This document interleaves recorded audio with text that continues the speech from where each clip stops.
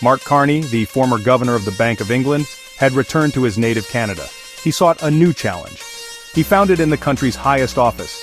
Canadians, weary of partisan bickering, embraced his steady hand and global experience.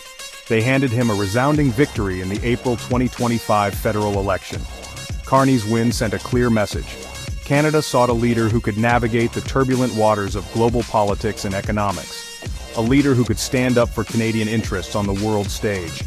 Carney's first order of business was a trip to Washington, D.C., the destination the Oval Office. The objective to meet with President Donald Trump. The stakes were high.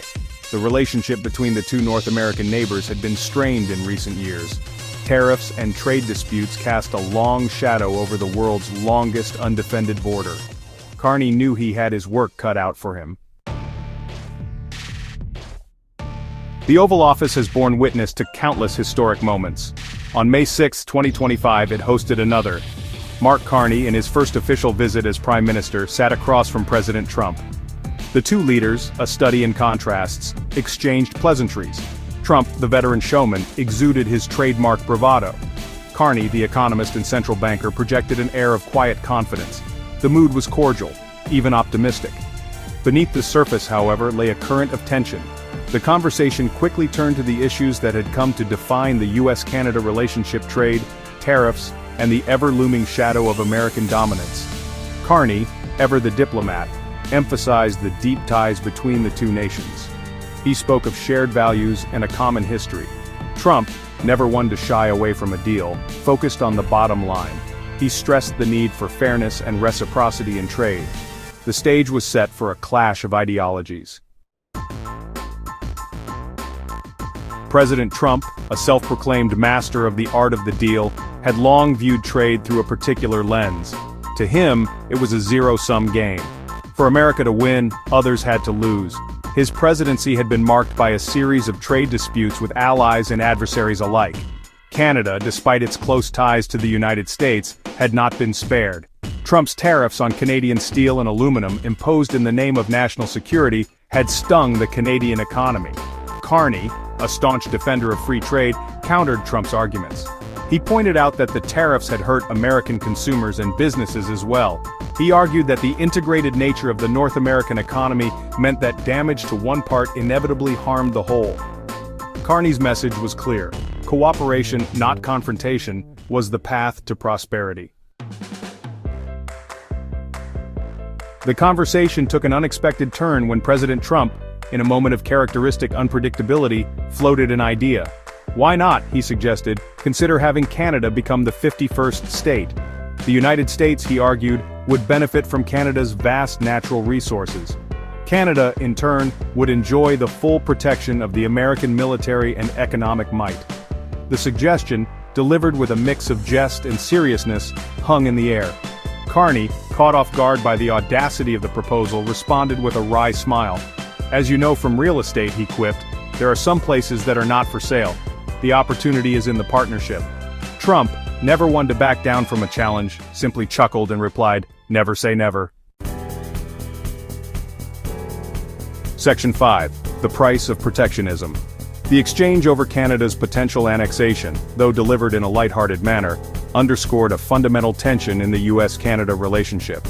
Trump's America First agenda, with its emphasis on protectionism and unilateral action, had shaken the foundations of the global order. Canada, long a champion of multilateralism and international cooperation, found itself increasingly at odds with its southern neighbor. The impact of Trump's tariffs was being felt far beyond the halls of power. Canadian businesses, facing higher costs and reduced access to the American market, were struggling to adapt. Some were forced to lay off workers. Others were retooling their operations, looking for new markets for their goods.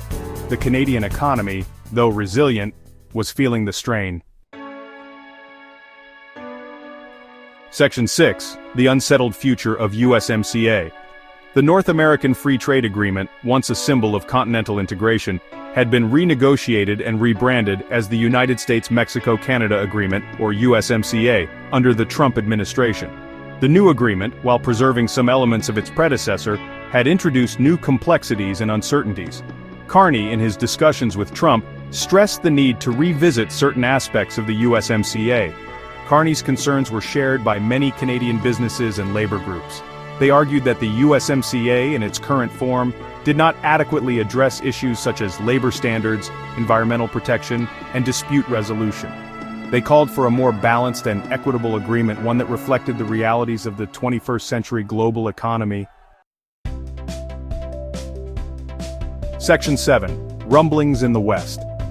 While Carney navigated the complexities of the US-Canada relationship on the international stage, a different kind of challenge was brewing back home. In Alberta, Canada's energy heartland, a separatist movement was gaining momentum.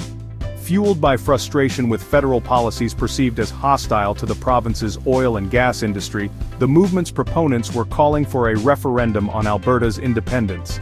The potential for a Wexit, as it had come to be known, added another layer of complexity to Carney's already daunting to-do list. The Prime Minister recognized the legitimate grievances of many Albertans. He also understood that the unity of Canada was at stake. Finding a way to bridge the divide between Alberta and the rest of the country would require all of his political skill. Section 8. A partnership tested.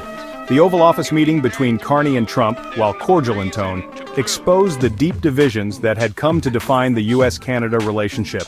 Trump's America First worldview, with its emphasis on protectionism and national interest, stood in stark contrast to Canada's tradition of multilateralism and international cooperation.